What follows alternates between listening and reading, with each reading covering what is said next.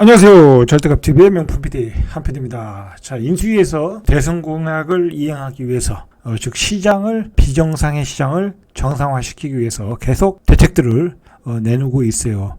자, 일단은 시점을 6월 1일 시점으로 보고 있어요. 종부세 기준일이 되니까 그 기점을 기준으로 정책들을 쏟아내서 시장을 정상화로 만들고 있어요. 지난번에 이제 임대차 3법을 먼저 수정하겠다라는 안을 먼저 내놨고, 자, 그 다음에 중과세 유예. 이것은 민주당도 얘기했던 거고 가장 중요했던 그 대선 공약 상황이었기 때문에 나왔는데 그 내용을 한번 보시죠. 일단 나온 게 다주택자 양도소득세 중과세율을 4월부터 1년간 한시 유예하겠다라는 조치를 한시 배제하기 위한 필요한 조치를 하기로 했다라는 거예요. 여기서 중요한 것은 4월부터 그리고 1년간이에요. 4월부터 한다는 것은 6월에 재산세, 보유세 때문에 고통을 받는 그 다주택자들, 자, 그분들은 팔아라. 4월부터 팔아라라는 거예요. 그래서 일찍 시행하겠다라는 거예요. 그리고 1년 데드라인을, 이걸 만약에 데드라인이 없거나 그러면 다주택자들이 매물을 안 내놓겠죠.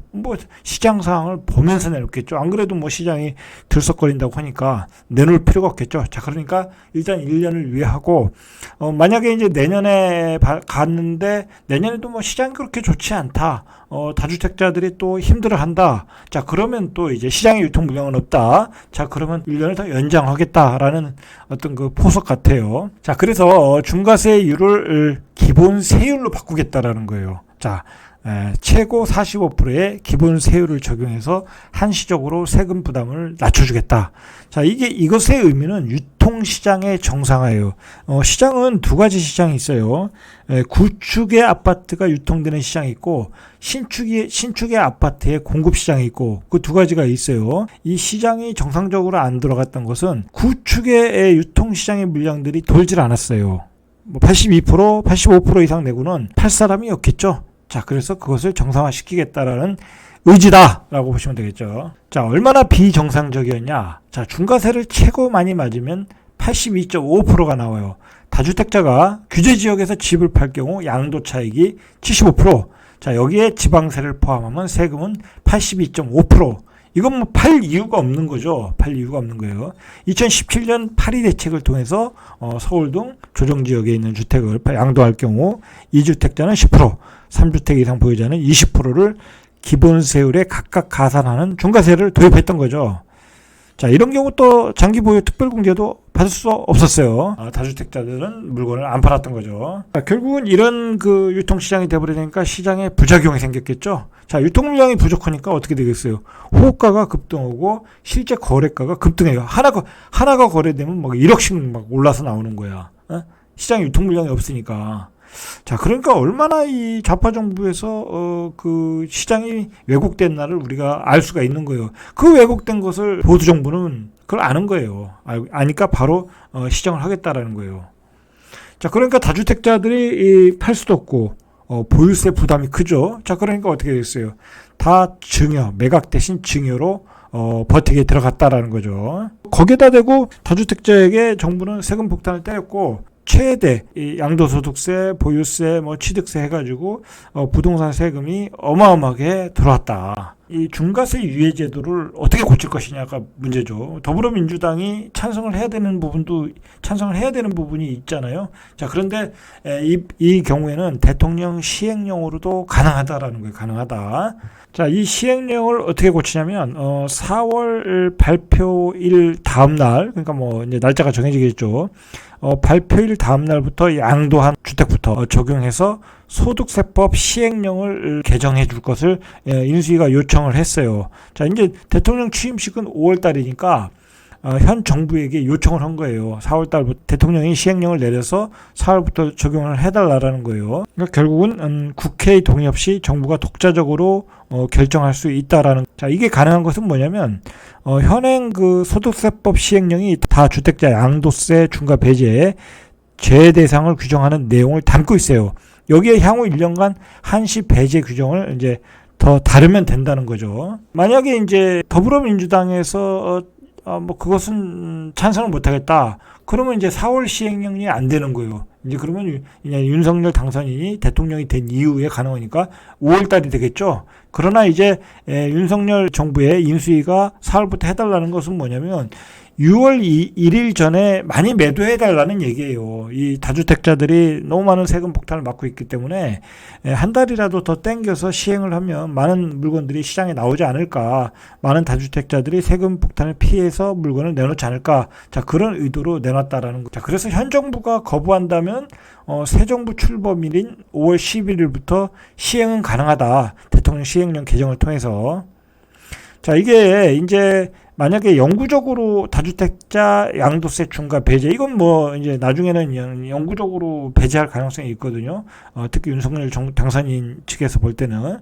자, 그거는 이제 국회를 통과해야 돼요. 국회를. 그 소득세법을 개정하기 위해서 국회를 통과해야 돼요. 지금까지 얘기했듯이 이런 법을 시행하는 것은 시행령을 개정하는 것은 뭐냐면 시장에 물건을 많이 내놔라. 어차피 새로 입주하는 아파트는 거래가 안 돼요.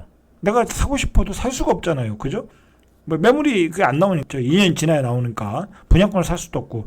그러면 시장에서의 그 유통 물량은 대부분이 구축의 물량이야. 자, 구축의 물량을 중과세 유예로 유통이 안 되게끔 했기 때문에 이 시장의 가격이 폭등했다라는 거잖아요. 그래서 이 매물을 많이 나오게끔 해야 되겠다는 게 이 개정의 의미다. 자, 계속 강조해도 이게 얼마나 중요한가는 이번 상승 사이클에서 그 가격 폭등의 주요한 원인 중에 하나가 바로 이거예요. 구축 물량이 말라버린 거. 그리고 전세 가격 폭등.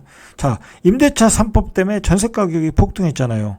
자, 근데 시장의 유통 물량은 중과세 유예 때문에 없어. 그러니까 민주당이 욕을 얻어먹은 거예요. 이 좌파 정부가 부동산 정책을 잘못했다.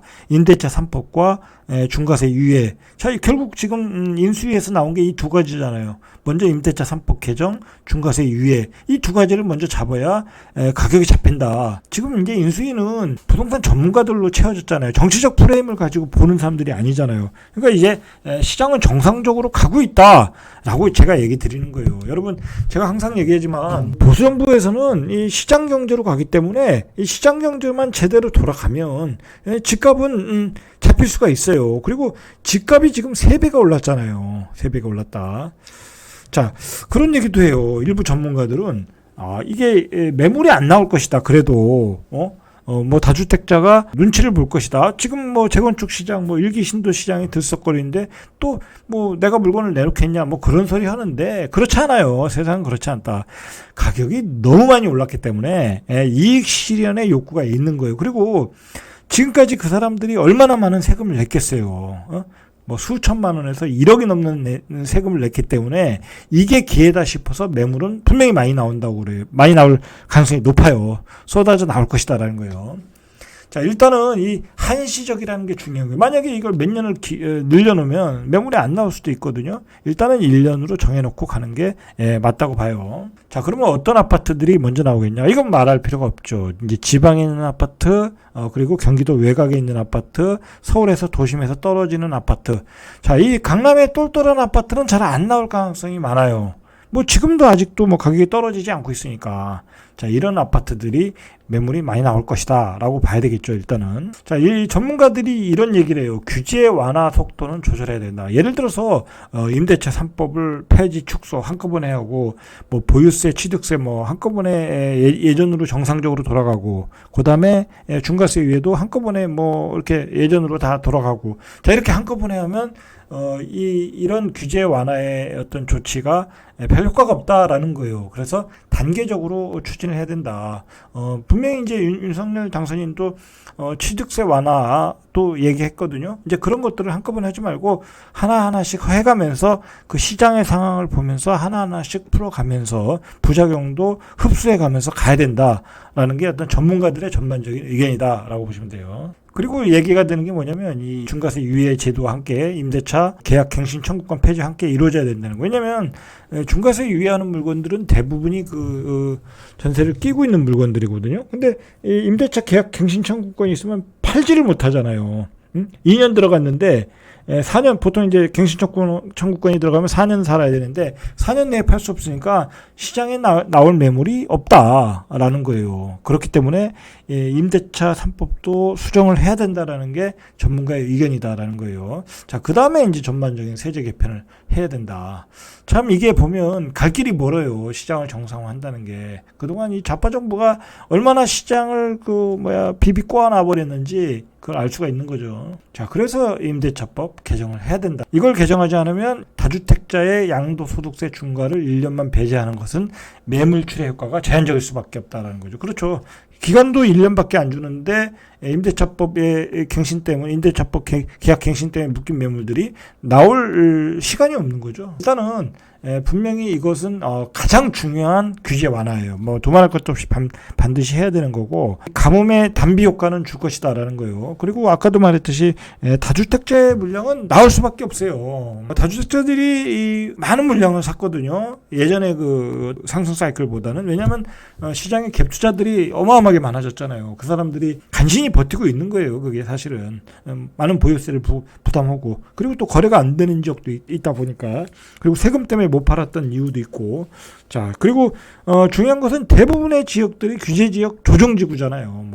시골 그런 데 빼고 웬만한 광역시는 다 조정지구, 규제지역이고, 중소도시도 규제지역, 조정지역이 많고, 자, 그렇게 되기 때문에 매물은 많이 나온다. 단지 이런 매물 똘똘한 한 채는 잘 안 나오고, 결국은 또 똘똘한 한 채로 또 그런 매수세가 또 집중될 수 있는 어떤 부작용도 있다. 자, 이제 앞으로 지금 인수위가 하는 것을 봐서는 굉장히 잘하고 있어요. 추가적인 규제 완화를 어떤 적절한 시점에 또 내놔서 어떤 정상화 시키려는 노력들이 분명히 보이고 있어요. 자, 오늘은 여기까지. 이상 절대값 TV의 명품 PD 한PD였습니다.